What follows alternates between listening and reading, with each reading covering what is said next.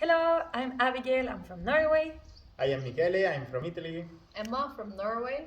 And Krista from Bulgaria and Germany. And we are here this week because we're working on our performance currents. We're creating a circus performance that is going to tour all around the world with a sailboat, and then we're going to play site specifically in different locations each place we go, and we are working on the themes of symbiosis and how to be a positive force in the world, to be regenerative. And we're collaborating with local NGOs or environmental groups and local artists. And we are working on circus performance, so we're doing a lot of acrobatics and a lot of movement, mixing dance and partner acrobatics, climbing each other. And this week we have worked a lot on our dramaturgy of the show, which has been really good. Okay.